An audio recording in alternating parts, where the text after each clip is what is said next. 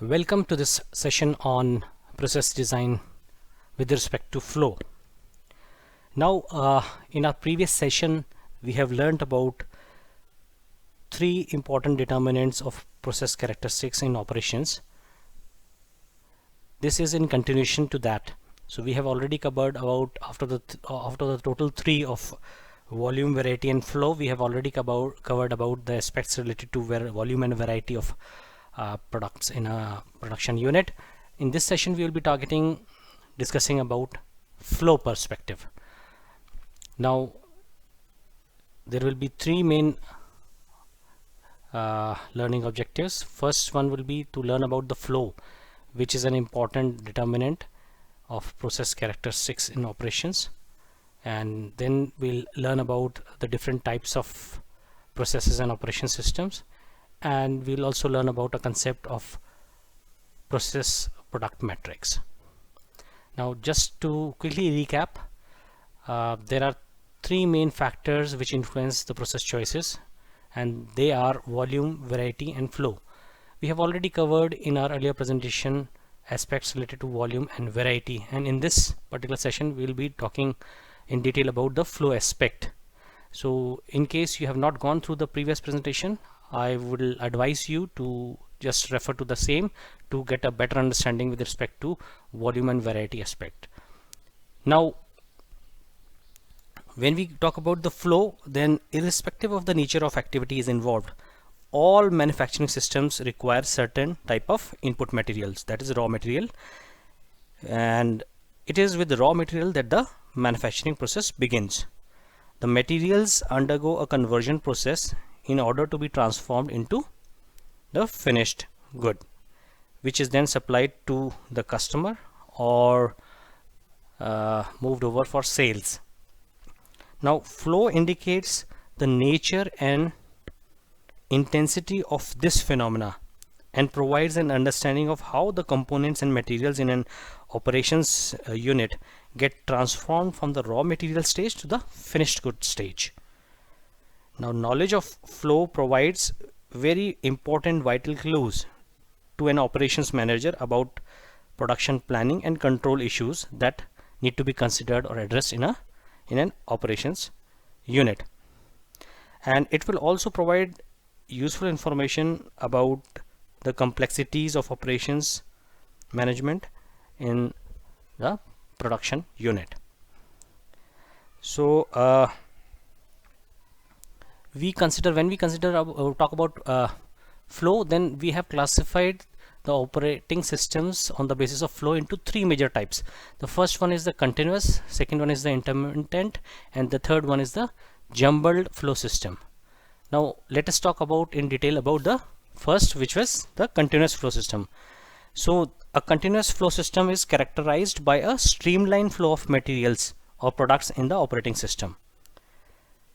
So typically what happens in continuous flow system is that the conversion process begins with the input of raw material at one end, and the material progresses through the entire system in an orderly fashion, often sequential, and then the final finished goods which we get at the final stage, they are then made available and they are either shipped to the customer or shipped to the different locations for sales. Now, the production process is essentially sequential and required resources in such a continuous flow system are arranged or organized in a sequential manner in different stages.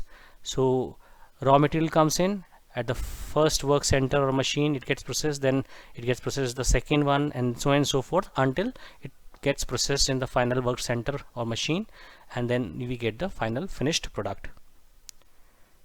Now let us see what are the typical reasons, or what could be the reasons wherein we might want to have a continuous flow system in place in operations unit. Now there are two main reasons identified, which are the prominent ones. The first one is the technological constraints. Sometimes the technology itself which we are using in our manufacturing unit, that requires a sequential arrangement of machines or work centers or sequential flow of materials in the setup for manufacturing of the products.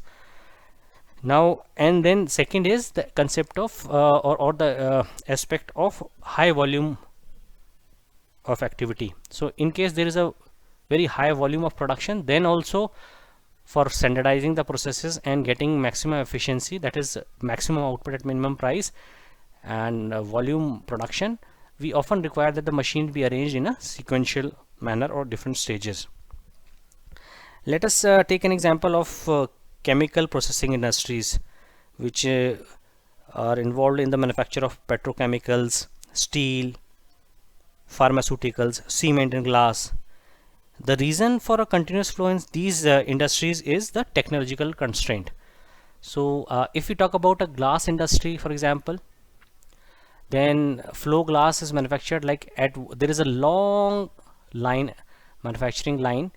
At one end we feed the raw material, that is silica with additives, other chemicals, and then it gets processed, it gets heated, melted, then rolled, then it comes out finally in the form of a sheet, which is cut into required shapes and sizes, and then it is basically shipped to the customers or for sales.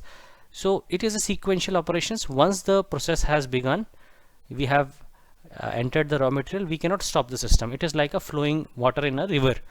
So the technology is such that it requires that there should be a continuous flow without any abruptions, and we cannot stop in between.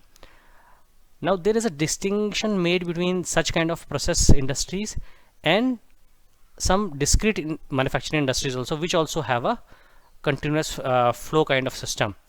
So the distinction is that in discrete manufacturing industries, different components are manufactured in discrete fashion, that separately sub parts will be manufactured, and then in the final product these sub parts will be assembled together to form the final product.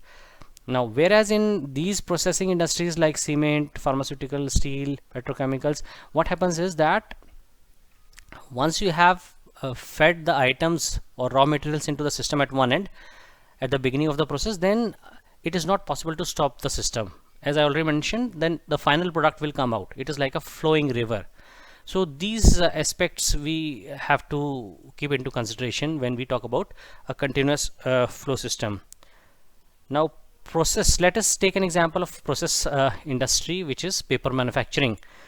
Now before talking in detail about the paper manufacturing, it is important to note that process industries are an important aspect of operations management system, as they have very peculiar or different unique characteristics compared to discrete manufacturing systems, which we have just discussed in the previous slide. There are various chemical processes that happen in a closed manufacturing setup, and finished goods are obtained at the other end of the manufacturing processes. Now it is also possible that when this raw material to semi-finished good to finished goods is flowing through the system, in between you get some byproducts also, and these byproducts might be also of use, or they might also be sold in to the customers or in the market. So for those byproducts also you need to have some manufacturing setup arrangement. Now let us discuss this example of paper manufacturing process industries. So it has got all typical characteristics which are related to process industries. There are main three stages involved. The first stage is the preparatory stage, the second stage is the pulp making stage, and the third stage is the paper making stage in such paper making industry. Now during the preparatory stage, logs of woods and chips are broken into smaller and uniform pieces, and then they are cooked in a huge chamber. The logs of wood and chips are first broken into smaller and uniform pieces in a crusher, and after the crushing they have all the pieces are, when they are cut into uniform sizes pieces, they are cooked in a huge chamber, and some chemicals are added in that chamber. So processing of wood takes place, and after this process is complete, it is ready for making wood pulp in the second stage, that is of pulp making. The pulp making is nothing but further refining of wood fiber and cleaning and bleaching of the material. So excess moisture is removed from the pulp, and the material which we get is nearly in a solid state. So now it is possible for this material to be pressed into required thickness, and further moisture is removed from this material, and then in the last stage we uh, get the dried and processed paper, which can be rolled out into reels and cut into required length and shapes. So as we can see that once we feed the logs and chips into a system, the flow is continuous. We cannot stop the system. It will be flowing, the entire material will be flowing into through this particular manufacturing system. So in such a condition, when the process is continuous, there should be a balance of capacity between all the stages. So there should be a balance of capacity between the preparatory stage, then pulp making and paper making, so that the smooth flow of material can happen. Otherwise, if there is no capacity balancing, then it might happen that at one stage you are manufacturing more, at the second stage the processing is slightly lesser, so it will lead to accumulation, which is not possible in this flow system, smooth flow system, which will be contrary to the concept of smooth flow system. So productivity will be adequately impacted in case there is no line balancing or smooth flow through the system. Now, having considered this example,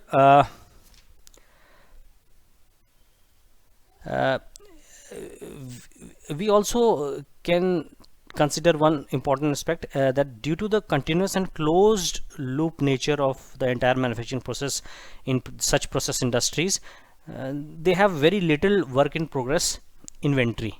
So very little inventory in the form of work in progress inventory is there, because raw material is flowing, semi finished goods are moving, and then finally the finished product is coming. So there is no stocking in between at various stages. So inventory, work in progress inventory is minimal. Now this is what I have just talked about. It is elaborated here in the form of text also, you can refer. Now there is a video insight of manufacturing of sugar industry. You can go and take go to this particular link which is given here, and see the manufacturing of sugar. So it will give a better understanding of a process, typical process which is followed in sugar manufacturing.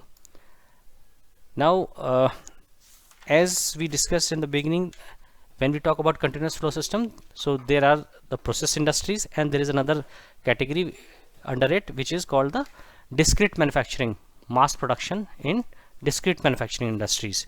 Now there also the mass production in the discrete manufacturing industries, another example of continuous and streamlined flow of material or flow in manufacturing system.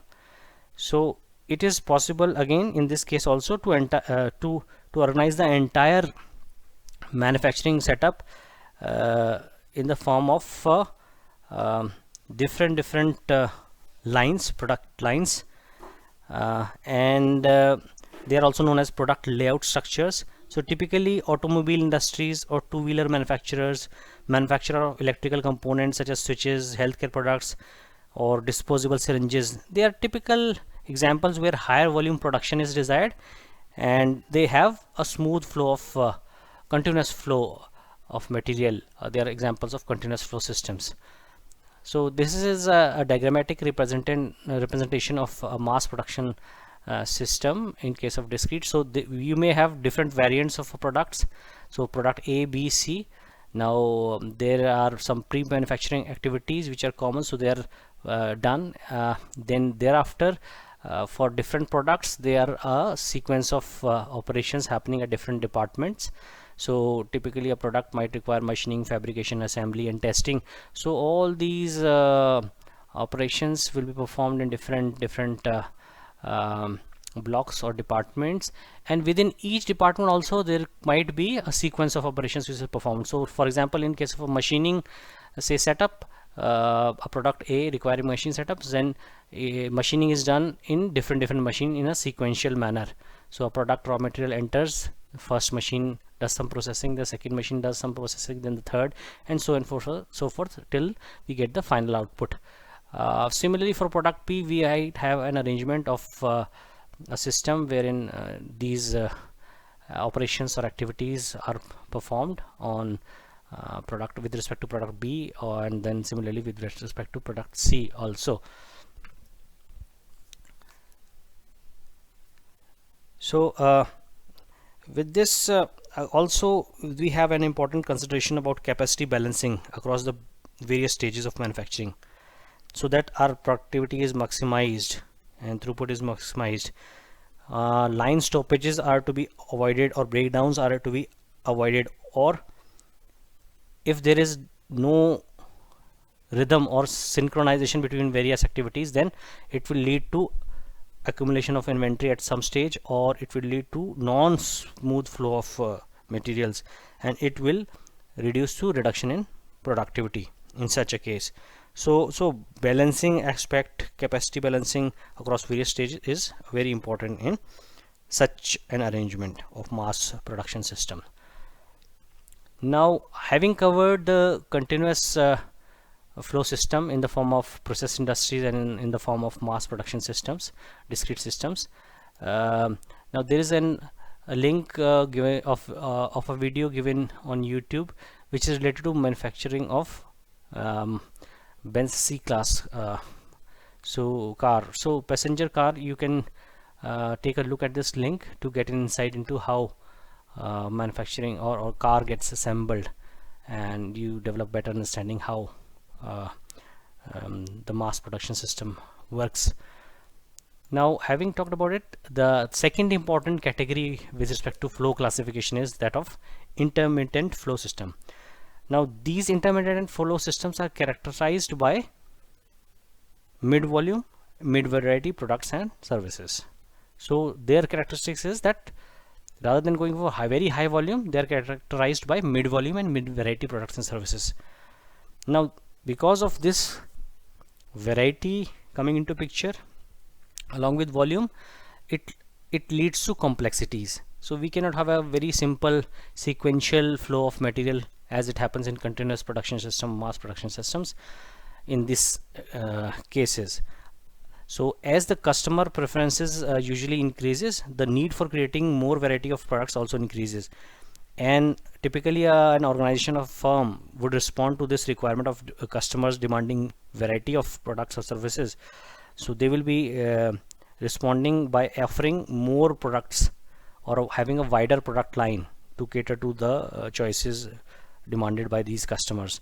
So in a competitive scenario when there are many firms, so for retaining the customers or capturing the market, you require to have variety. Hence it might be for certain category of products or industries, you might want to create a balance between production volume and variety, or variety is required. So if you see an example of passenger car segment, then it was delicensed in India in 1993. Before that, 1993, there were very few cars available. So typically Fiat or Ambassador, those was the cars which were there. Maruti had entered in, but after it was delicensed, the passenger car segment, then there was an influx of many companies, multinational companies and car manufacturers. So because of which the competition increased and more variety of products were offered to the customers. So when variety increases, the volume of production for each variation will be less compared to a mass production system, as we have already discussed. Therefore, in dedication of manufacturing resources for each variation may not be feasible option in such cases. So manufacturing resources in this case, in such cases, will be shared by a group of products. And since each product may have different processing requirements and sequence of operations, the flow becomes complicated. So with variety and different requirements for different product varieties, the flow is complex in such intermittent flow systems. Now, discrete and process industries have alternative ways by which they address this flow complexities arising in such mid-volume, mid-variety scenarios. So in case of process industries, one way to minimize this flow complexity is to operate the system in batches. So in a typical one batch, one set of variations in product and will be manufactured, and in the next batch another set of variations in product will be manufactured. So in between these two batches, the necessary setup and changeover of resources are made to facilitate that smooth production and maximum productivity is achieved. So once you will be manufacturing one set of products in a batch, then another set of products in the second batch, and in between these two you will be having switchover, changeover. So this is how the arrangements result in facilitation of intermittent flow systems. Now in case of discrete manufacturing system, the entire manufacturing setup can be split into different units in which similar processing requirements can be combined and manufacturing resources arranged to cater to these requirements. So we can go ahead with clubbing of such resources which are of similar nature, and then the processing happens in these. So this is a typical process design for an intermittent flow system. So there will be some pre-manufacturing activities, after which the so suppose you are manufacturing gear component, you are also manufacturing sheet metal parts, prismatic components, shafts, housing, and other rotating parts. So for each of them you will have a flow of materials happening depending on the requirements, and once they are manufactured, then there will be an assembly and test area where different parts will be tested, and it might happen that two or more products share this assembly and test product area. So this is an example of what we have just discussed just now. Again, in this capacity of flow balancing is very important. Capacity balancing or flow balancing is very important in such intermittent flow system.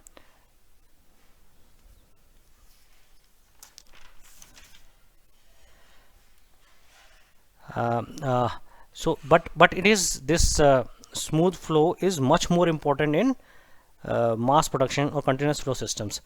So as we can see that products might be going, but not in a very smooth. They might require different processing at different machines. So you might want to have some shared resources or movements not precisely in a sequential manner, and then hence the notion of flow balancing or capacity balancing is, which is very paramount importance in continuous flow systems. It is not that big an issue in such intermittent flow system, but capacity planning for catering to the overall requirements of various varieties is important. That different products varieties, that how much it will be manufactured, keeping a track of that is very important in such a system. Now design of appropriate structure and manufacturing layout is critical to the working of batch manufacturing systems in such cases of intermittent flow. Now capacity estimation is a complex task in intermittent systems.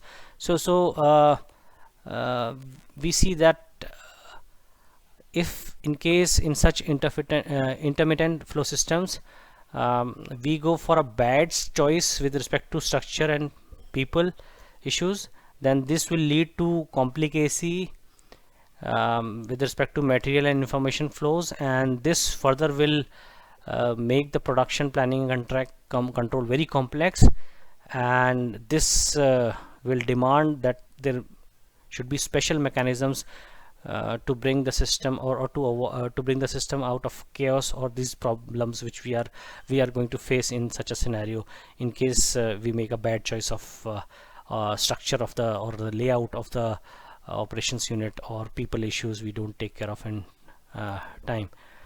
Now to how in case the system is in chaos in such intermittent, so how can we get into order, or we can get out of this chaos? There are some mechanisms, but there will be a lot of paperwork involvement. There will be a lot of requirement of supervision or coordination efforts, and then there might be chasing or pushing the people for expediting the work or progressing.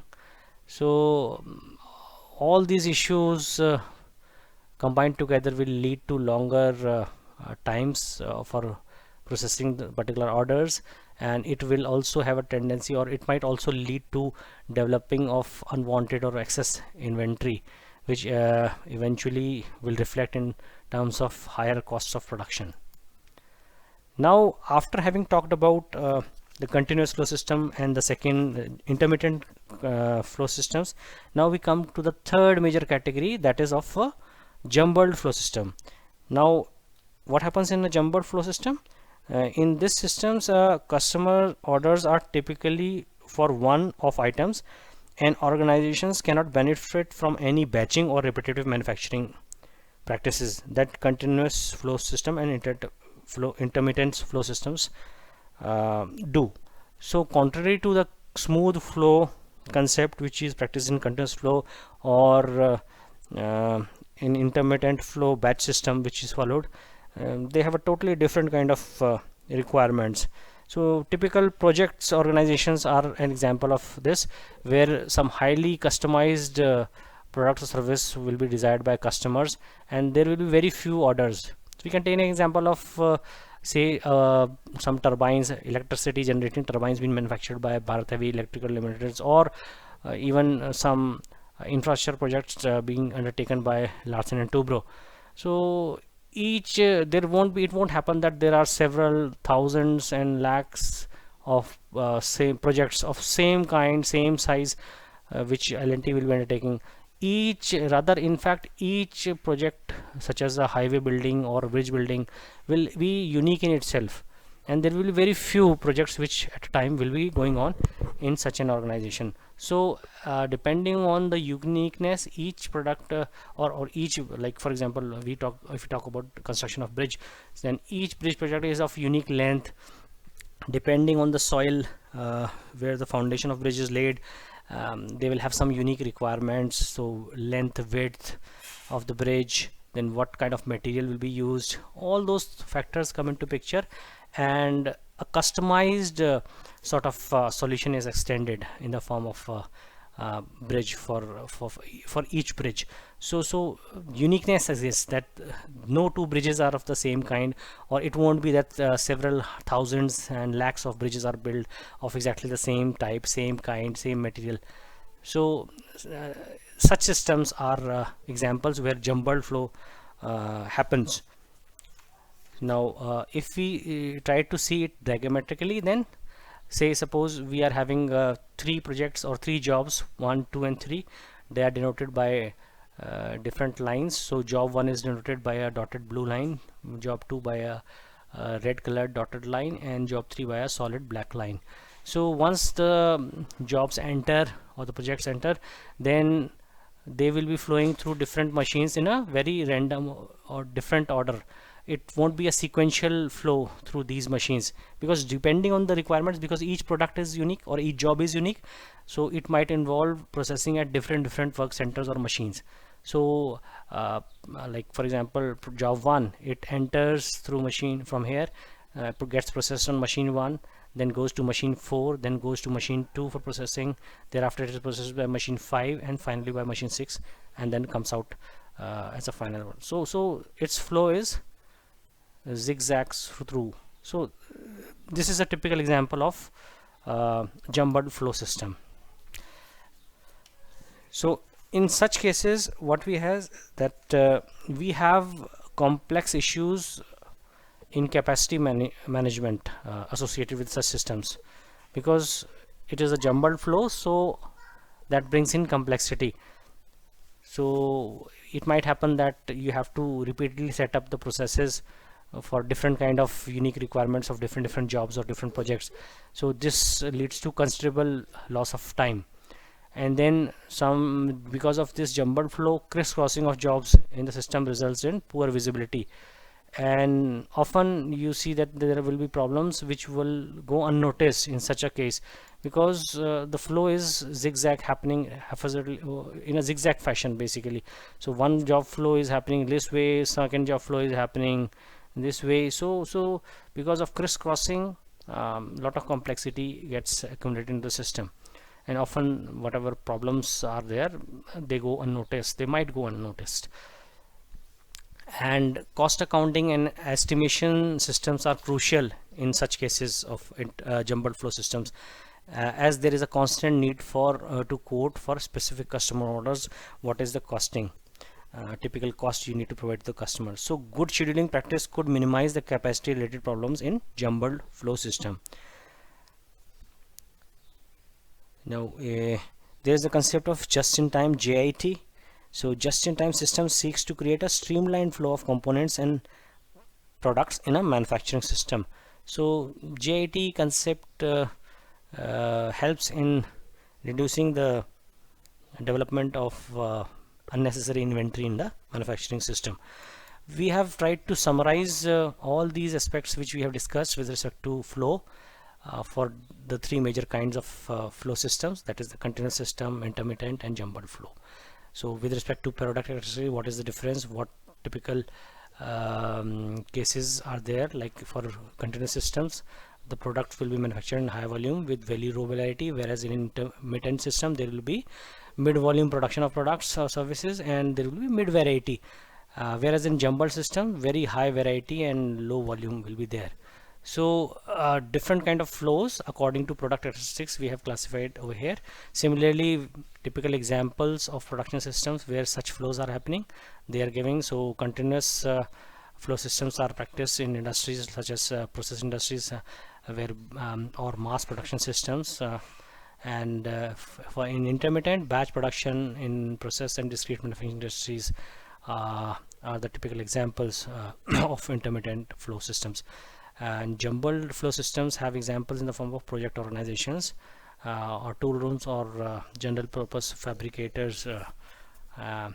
So with respect to important issues with the in each of these three flows, they are also listed out here in this table. So it is just a summary of what we have discussed just a while ago. Now then we come to the concept of a product process matrix, which is a matrix in which we have what we have done is that we have classified the products and processes associated on two dimensions. So one is the process flow characteristic, and second is the volume of production of a product or service in an operations unit. So the flow, as we have already seen, continuous flow is there. It might be continuous line flow, sequential flow, as in an assembly line, which is practiced in typical automobile industry, where different raw parts are assembled one after another, and when we get the final product. And there might be then the disconnected line flow, where in batch system, like in case of intermittent flow system, is practiced. And then finally the jumbled flow shop arrangement is there. So with respect to the volume and standardization, then we have examples where low volume of production is there with low standardization. So what typical one of a kind project is an example, typical example of such a case. There might be multiple products manufactured in low volume, that means variety is there but low volume production is there. And there will be another case classification where few major products in high volume are produced, or there might be a case where high volume high standardization is there. So these are typical commodity products that which are manufactured in bulk. Same kind of products in hundreds and hundreds of thousands numbers they will be produced, similar kind of. So on these two dimensions we classify the different industries or products. So typical satellite launch vehicle is classified as a low volume, where low standardization is there, one of a kind activity. And there is a jumbled flow shop or jumbled flow arrangement in this case. Machine tools are an example where multiple products with low volume are there, and there is a disconnected line flow or batches manufacturing is done. Then there are few major this auto electric parts are an example of where few major products in high volume are manufactured, and there is an assembly line for manufacturing used in such. And then for manufacture of commodity products, that is in high volume with the high standardization, that is similar kind of product not much of variation is there, but volume is there. So that is an example where continuous flow is practiced, and polyethylene is a typical example of such a product. So with this we conclude this session, and in this session we learned or we saw the flow concept as an important determinant with respect to the different types of processes and operations systems which we have. We also consider about each of the different three major categories of flow systems, like continuous, intermittent, and jumbled flow system. And then finally the product process matrix, which depicts the relationship between process flow characteristics and the volume of production in any manufacturing organization. With this we conclude this session. Thank you for being a patient listener, and we'll continue more learning in the next sessions. Thank you.